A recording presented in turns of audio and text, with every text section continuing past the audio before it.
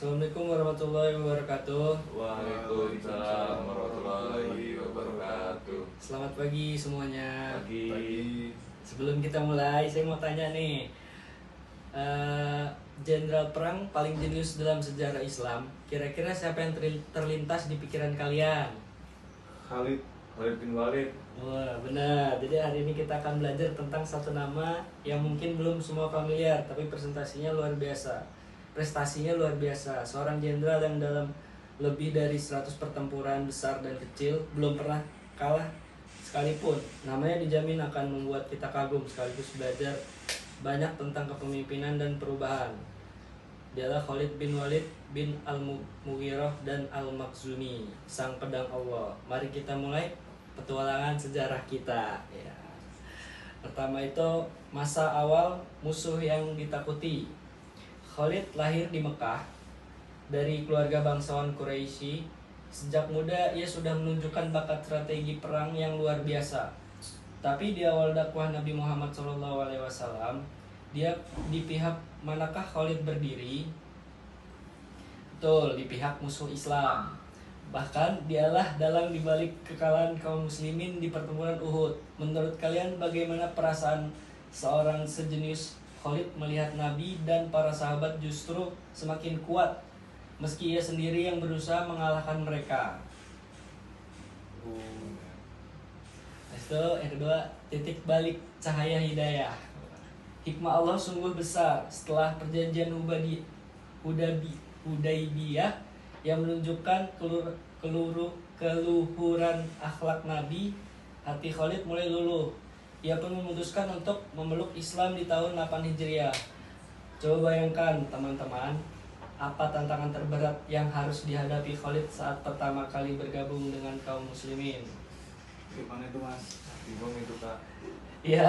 Yang pertama ia harus membangun kepercayaan dari musuh bebuyutan, kini harus menjadi saudara seiman, dan Nabi Muhammad SAW menyambutnya dengan hangat, bahkan memuji kemampuannya.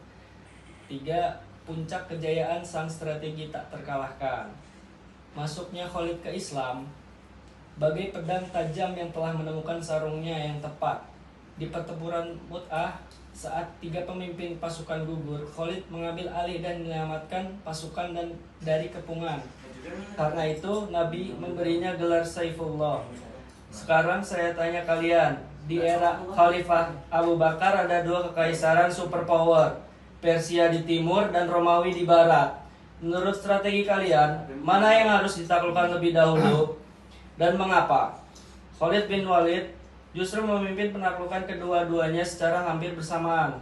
Kejeniusannya paling cemerlang di pertempuran Yarmuk melawan Romawi.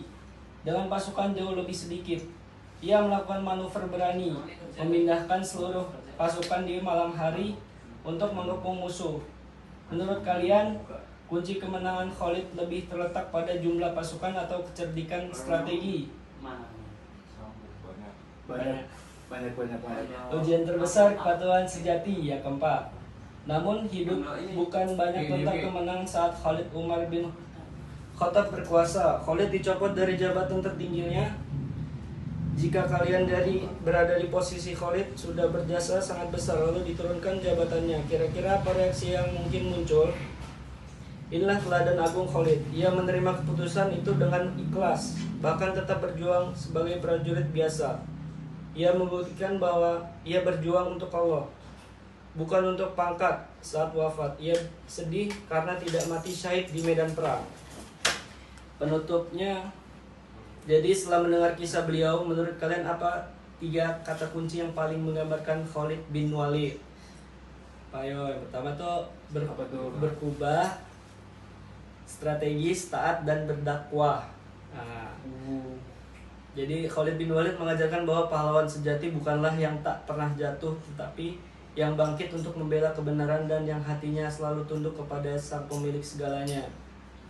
Akhir kata, pelajaran apa yang paling kalian ingat dari hari ini? Pemberani.